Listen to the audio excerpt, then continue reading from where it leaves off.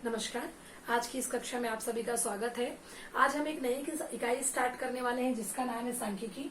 Exam के point of view से ये इम्पोर्टेंट इसीलिए है क्योंकि इसमें नंबर ऑफ चैप्टर्स काफी कम है और मार्क्स का वेटेज अच्छा है। इसमें इस इकाई से आपके 6 नंबर का टोटल प्रश्न आना है, जिसमें एक 4 नंबर का क्वेश्चन और एक नंबर के 2 क्वेश्चन आपके एग्जाम में पूछे जा सकते हैं। और टॉपिक अगर हम बात करें तो इसमें आपको 3 ही टॉपिक स्टार्ट करना है, समझना है। एक समांतर माध्य, माध्यिका और बहुलक।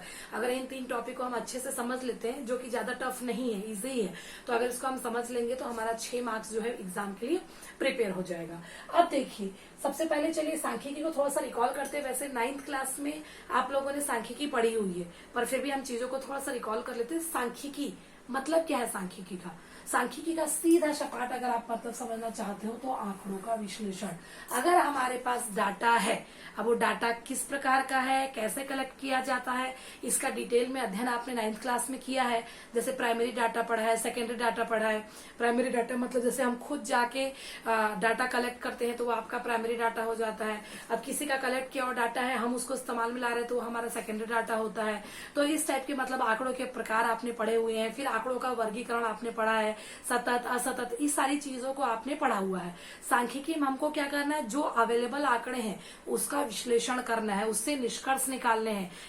अब ये निष्कर्ष क्या होगा, ये इस पर निर्भर करता है कि आंकड़े आपके किस रिलेटेड है। जैसे आप जानते हो, अपने जो आप छत्तीसगढ़ में आप देखोगे बीपीएल कार्ड वगैरह बनता है, सामान्य धारकों का अलग कार्ड बनता है, फिर उसके बाद 2-3 अलग प्रकार के राशन कार्ड वगैरह बनते हैं। तो वो सब कैसे पता चलता है कि कितने कार्ड किस प्रकार से बनाएंगे? तो ये सारे डाटा कलेक्ट किए जाते हैं, आंकड़े लिए जाते हैं कि गरीबी रेखा में नीचे निवास करने वाले कितने लोग हैं, सामान्य परिवार से बिलोंग करने वाले कितने लोग हैं। तो उस प्रकार का बजट पास करके फिर उसके बाद आंकड़ों का प्रयोग किया जाता है।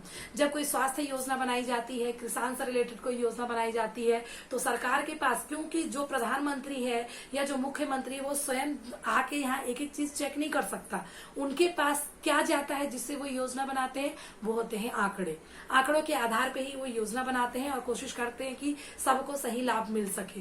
तो इसीलिए आंकड़ों का विश्वसनीय होना बहुत जरूरी है ना। तो ये सारी चीजें तो खैर उसका एप्लीकेशन पार्ट है कि रियल लाइफ में हम सांख्यिकी का कहाँ प्रयोग करते हैं। आपने देखा होगा क्रिकेट मैच में रन रेट बताता है या एवरेज बताता है, तो वो सारी चीजें कहाँ से आ रही है? वो यही सांख्यिकी से ही आ रहा है। वो सांख्यिकी का एप्लीकेशन पार्ट है कि आपका गणित जो है वो आपको रियल लाइफ में कहाँ यूज हो रहा है वो दिख रहा है। अब गणित में हम कैलकुलेशन किस प्रकार से सीखेंगे, किन किन चीजों का अध्ययन करेंगे, उसके लिए हम देखेंगे। जैसा कि मैंने आपको बताया कि इसमें आपका एक चैप्टर है आंकड़ों का विश्लेषण। डाटा वगैरह बारंबारता सारणी आप लोगों ने पढ़ी हुई है, तो मैं ये मान के चल रही हूँ कि आपको वो थोड़ी थोड़ी चीजें याद है और जहां जहां रिकॉल करने की जरूरत पड़ेगी मैं फिर आपको उसको रिकॉल करके बताऊंगी। अब आपको दिख रहा होगा, ये मैंने 3 चीजें लिखी हुई है, समांतर माध्य, माध्यिका और बहुलक। 3 चीजें लिखी हुई है और यही 3 मुख्य चीजें जिस पूरे चैप्टर में हमको पढ़ना है। समांतर माध्य सुना हुआ शब्द है, कक्षा 8वीं से आपकी किताब में है, और उसी के लिए एक सबसे साधारण शब्द जो आप तीसरी कक्षा से पढ़ते आ रहे हैं वो है औसत। असल में औसत ही आपका समांतर माध्य होता है। जब साधारण से डाटा आपके पास होता है तो हम क्या करते हैं? सीधा सबको जोड़ते हैं, उतने से भाग दे देते हैं।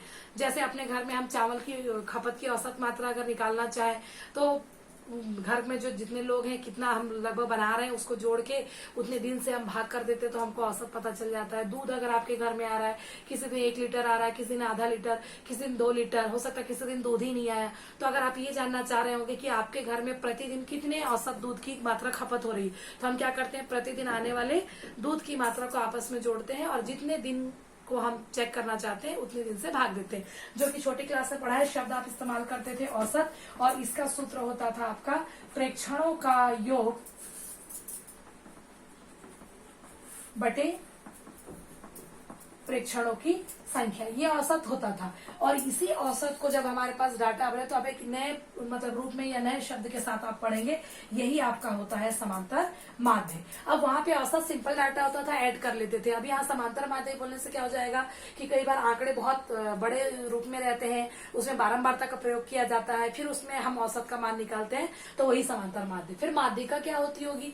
अभी मैं सारी चीजों को शॉर्ट में डिस्क्राइब कर रही हूँ। जैसे मैं नेक्स्ट एक्सरसाइज चालू करूंगी तो फिर मैं माध्यिका और बहुलक को मैं दोबारा और अच्छे से डिस्क्राइब करूंगी।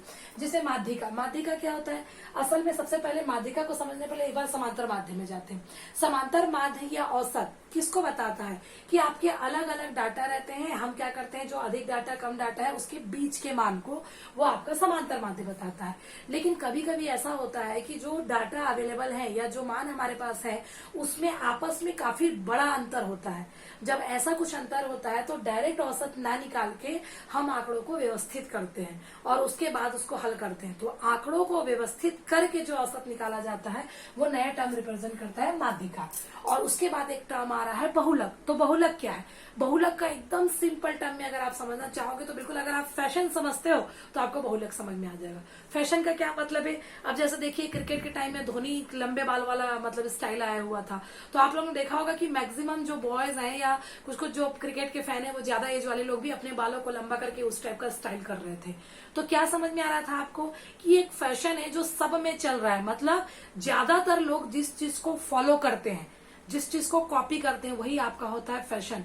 तो वो क्या बताता है कि ज्यादा लोग इसके पास हैं, तो बहुलक का मतलब ही वही है, बहुलकता मतलब जो सबसे ज्यादा इस्तेमाल किया जा रहा है या जिसकी गिनती सबसे ज्यादा बार आ रही है। ये तो था शॉर्ट टर्म में समांतर माध्य, माध्यिका और बहुलक। अब हम प्रश्नावली को स्टार्ट करेंगे और इसके साथ साथ में ही हम जैसे जैसे जो जो कंसेप्ट आता जाएगा फिर मैं उस चीज को आराम से डिस्क्राइब करूंगी। तो मैंने प्रश्नावली एक का पहला क्वेश्चन लिया हुआ है जिसमें आप लोग आपके पास बुक होगी तो देख लीजिएगा। नीचे कुछ स्थितियां दी गई थी 5-6 और बताया गया था कि आप बताइए कि अगर इस टाइप के प्रश्न है तो किन चीज का इस्तेमाल करके, मतलब समांतर माध्य का इस्तेमाल करके या माध्यिका का इस्तेमाल करके या बहुलक का इस्तेमाल करके, किसका इस्तेमाल करके हम जो है ये जो निम्न प्रश्नों में से किसी चीज के आंकड़े का अंदाजा या हल का या निष्कर्ष का अंदाजा लगा सकते हो। तो चलिए क्वेश्चन में आते हैं। पहला क्वेश्चन दिया है कि राज्य में सबसे लोकप्रिय अखबार, अगर आपको ये पता लगाना हो कि राज्य में सबसे लोकप्रिय अखबार कौन सा है तो क्या समांतर माध्य, माध्यिका या बहुलक का प्रयोग करके पता लगाया जा सकता है? मुश्किल है। क्यों? क्योंकि लोकप्रियता का कोई पैमाना नहीं है। हो सकता है कि अभी राज्य में एक अखबार पसंद किया जा रहा होगा, कुछ समय बाद जो है आज की डेट में एक पसंद किया जा रहा है, कुछ समय बाद फिर दूसरा पसंद किया जा सकता है। आज आपने निष्कर्ष निकाला, डाटा कलेक्ट किया कि ये मतलब लोकप्रिय है, कल की डेट में हो सकता है कोई और अच्छी चीज आ गई तो पब्लिक उसको पसंद करने लगे, है ना। तो जो लोकप्रियता है उसका कोई पैमाना नहीं है। तो इसीलिए हम क्या कर सकते हैं, इसमें ना ही समांतर। अगर ये बोलता कि मार्च महीने में, मतलब बीते मार्च महीने में कौन सा अखबार जो है लोकप्रिय रहा, तो हम संख्या के आधार पे या लोगों के व्यूज के आधार पे शायद बहुलकता निकाल लेते। लेकिन इसमें सीधा क्या बोला, राज्य में सबसे लोकप्रिय। तो कौन सा लोकप्रिय रहेगा, कब तक रहेगा, इसका निर्धारण गणित द्वारा नहीं किया जा सकता और इसीलिए इसमें आपका कोई भी उत्तर नहीं आएगा। ना तो इसमें समांतर माध्य का प्रयोग कर सकते हैं हम, ना तो माध्यिका का और ना ही बहुलक का। उसके बाद दूसरा प्रश्न है, एक महीने में हुई औसत वर्षा। औसत वर्षा मतलब कि एक महीने का मतलब मान लीजिए 30 दिन की हम बात कर रहे हैं तो पहले दिन बारिश की मात्रा कितनी थी। आप मौसम विभाग में जानते हैं हर दिन का मेजरमेंट करते हैं, तभी जाके न्यूज़पेपर में आता है कि आज इतनी सेंटीमीटर की वर्षा हुई, ये पिछले 10 वर्षों में इतनी वर्षा कभी नहीं हुई। इस टाइप का न्यूज आप लोगों ने सुना होगा। अब औसत वर्षा की बात करा तो भाई पहले दिन कितनी वर्षा हुई, फिर दूसरे दिन कितनी, तीसरे दिन कितनी, चौथे दिन अगर बारिश ही नहीं हुई या 5वें दिन, 6वें दिन, 7वें दिन, इस टाइप की क्या हो सकती है, स्थिति हो सकती है। तो अगर ऐसा है तो वर्षा की मात्रा को नापा जा सकता है। 30 दिन की वर्षा की मात्रा को नाप के हम 30 से भाग दे देंगे तो हमको किसका पता चल जाएगा कि उस महीने में हुई वर्षा। तो इसका मतलब क्या है, इसके लिए हम किस चीज का प्रयोग करेंगे, समांतर माध्य या औसत का प्रयोग करके हम औसत वर्षा का मान निकाल सकते हैं। चलिए तीसरा प्रश्न आते हैं। किसी परीक्षा में 100 विद्यार्थियों ने भाग लिया, अंकों के आधार पर बेहतर प्रदर्शन करने वाले 50 विद्यार्थी कौन से हैं। अब देखिए औसत अगर हम निकालते हैं तो हमको नंबर पता चलते हैं कि औसत नंबर इतने हैं, है ना। लेकिन यहाँ क्या करना है कि 50 बेहतर नंबर प्राप्त करना है, तो हमको क्या करना पड़ेगा, सब बच्चों के नंबर देखने पड़ेंगे। देखने के बाद हमको जमाना पड़ेगा कि अच्छा सबसे कम वाला ये, फिर उसके बाद वाला इतना, फिर उसके बाद वाला इतना, फिर उसके बाद वाला इतना। तो जो सबसे अधिकतम 50 वाले हैं हम उसका मान निकालेंगे तो हमको ये पता चल जाएगा। तो ये जो आंकड़ों को व्यवस्थित करके जो मान निकाला जाता है ये आपका कहलाता है माध्यिका।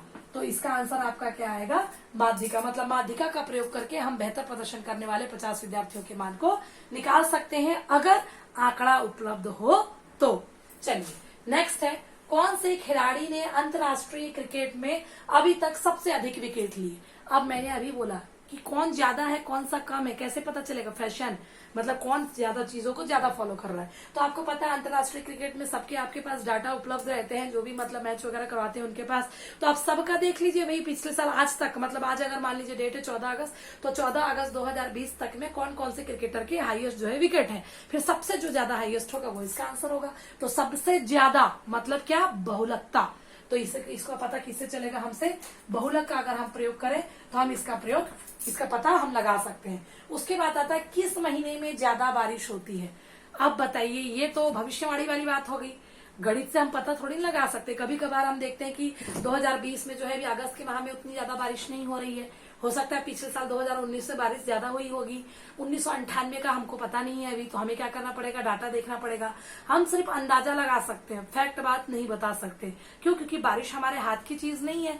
तो इसीलिए इसका क्या है, इसका पता हम किसी भी चीज से नहीं लगा सकते, ना ही समांतर माध्य से, ना ही माध्यिका से, और ना ही बहुलक से। तो ये जो चीजें थी वो कंसेप्ट से रिलेटेड थी। 1 मार्क के क्वेश्चन में, ऑब्जेक्टिव क्वेश्चन में पूछा भी जा सकता है इस टाइप का प्रश्न। इसको हम और भी डिटेल में समझेंगे। अभी आज मैं स्टार्ट करने वाली हूँ समांतर माध्य, फिर जैसे हम माध्यिका की क्लास चालू करेंगे तो आपको माध्यिका और अच्छे से समझ में आएगा, फिर हम लास्ट में बहुलक को समझेंगे। तो अभी फिलहाल हम चलते हैं समांतर माध्य पे। ये पहला प्रश्न हमने कर लिया था। अब हम चलते हैं नेक्स्ट क्वेश्चन में। मैंने सीधा प्रश्न 3 लिया हुआ है। प्रश्न 2 आप देख लीजिएगा, सिंपल से आंकड़े हैं। अगर आपको प्रश्न 3 समझ में आ जाएगा तो प्रश्न 2 आप हल कर लेंगे। उसमें वर्षा की मात्रा दी हुई है और औसत वर्षा निकालनी है। तो जितना मात्रा दिया है उसको जोड़ना है और आंकड़ों की जो संख्या उससे भाग देना। चलिए अब तीसरा प्रश्न में आते हैं। तीसरा प्रश्न है, सबसे पहली 10 सम संख्याएं कौन सी है, उसका औसत ज्ञात कीजिए। तो सबसे पहले हम हल में क्या करेंगे, जो है उसको लिख लेते हैं। सबसे पहली 10 सम संख्याएं।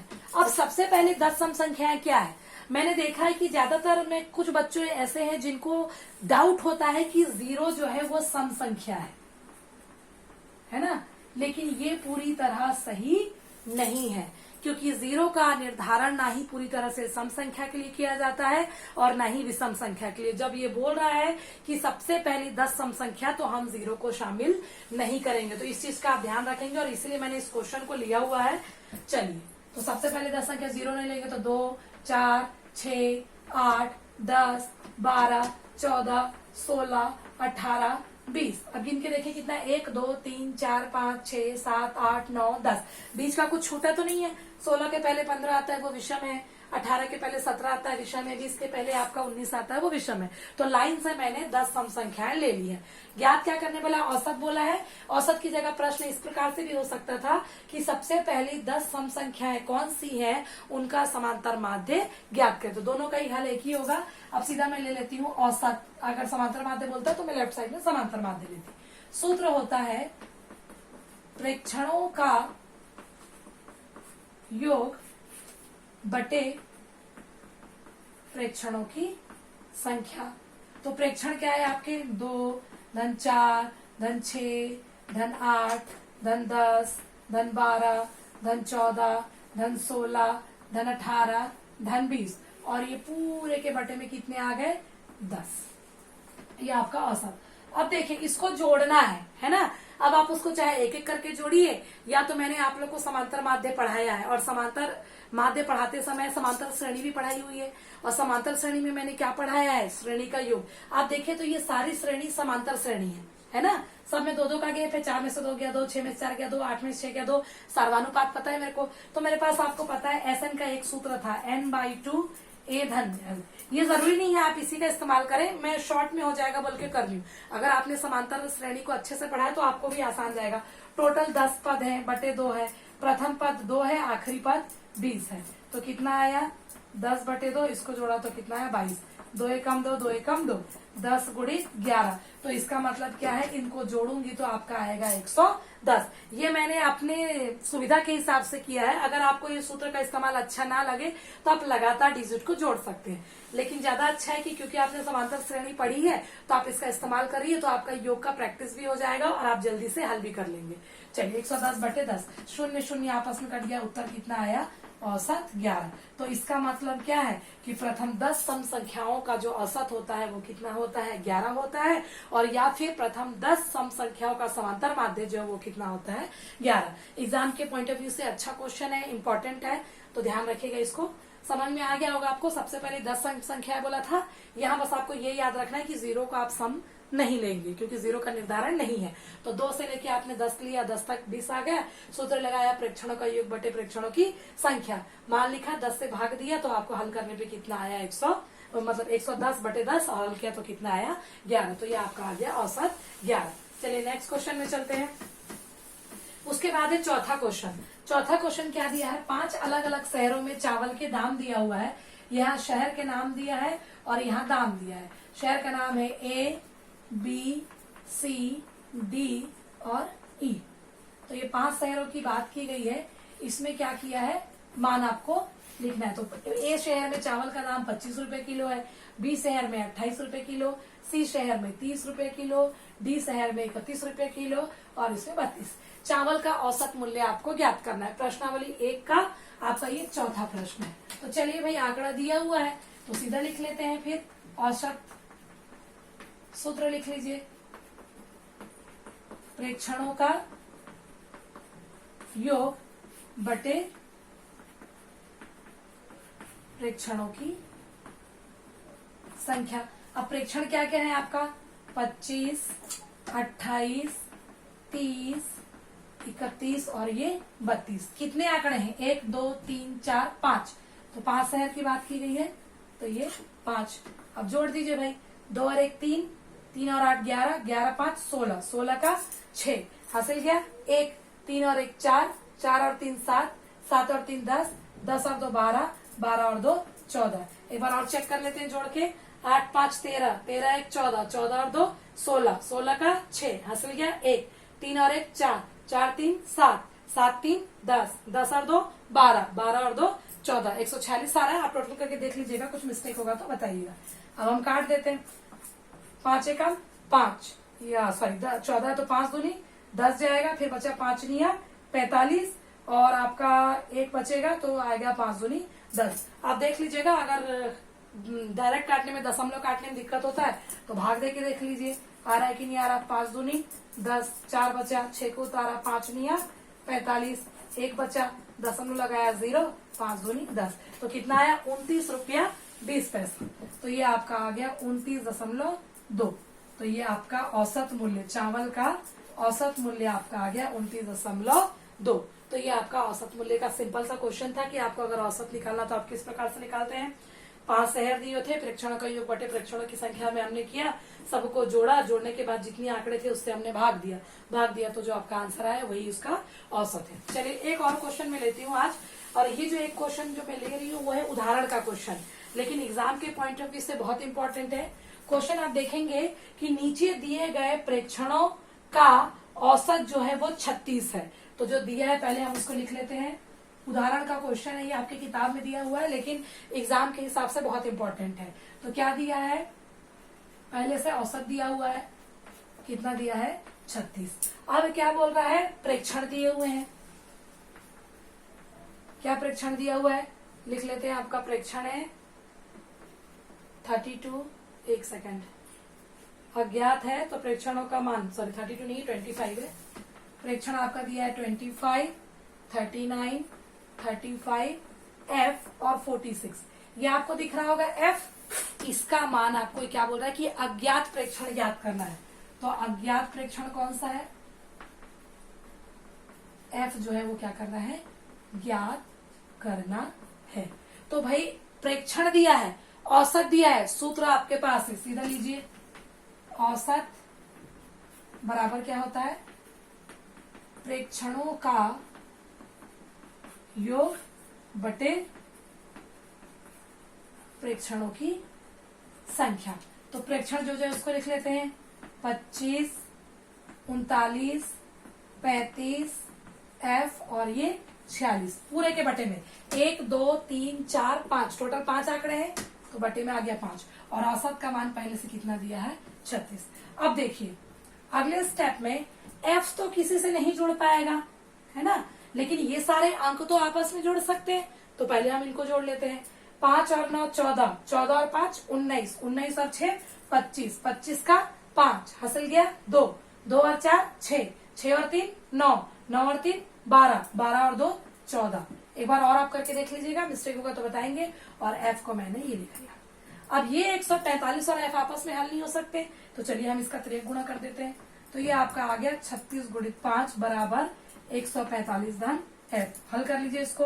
5 6 के 30 का 0 हासिल गया 3, 5 3 15 और 3 18 बराबर 145 धन एफ। क्या कर सकते हैं, इसको ऐसा लिख सकते हैं 145 धन एफ बराबर 180। मुझे एफ का मान चाहिए, अज्ञात राशि है ये, तो 145। हल करिए, 10 में से 5 गया 5 बाकी, 7 में से 4 गया 3, तो अज्ञात राशि एफ का मान कितना आ गया 35। क्वेश्चन बहुत अच्छा है। एक्सरसाइज में इस टाइप का क्वेश्चन नहीं था, इसलिए मैंने प्रश्नावली मतलब उदाहरण को चुना। आप देख लीजिएगा, औसत मान दिया था, अज्ञात राशि दी हुई थी, और हमारे पास जो सिर्फ सूत्र, हमने कुछ नहीं किया, जो फॉर्मूला हम जानते थे उस फॉर्मूला को लिखा।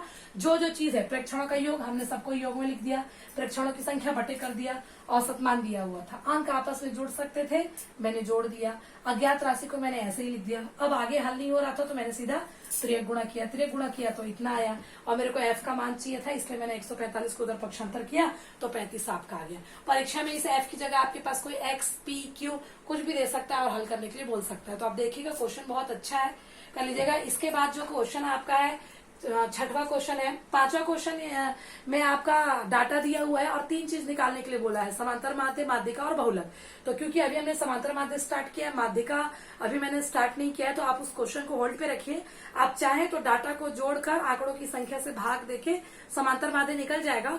माध्यिका जब हम चालू करेंगे इसके बाद वाली क्लास में, तब आप उसको निकालिएगा, और उसके बाद फिर बहुलक। तो उसके बाद छठवां प्रश्न आप देखेंगे कि 8 विद्यार्थियों का भार दिया हुआ है और औसत भार ज्ञात करने के लिए बोला हुआ है। तो आपको पता है कि औसत भार ज्ञात करना है, तो जो भार दिया है वो आपके प्रेक्षण हो गए हैं, जो विद्यार्थियों की संख्या है वो आपके प्रेक्षणों का संख्या है। तो जैसे यहाँ पे मैं शॉर्टकट में बता देती हूँ, 30 है, 32, 33, 38, 37, 41, 35 और 40 है।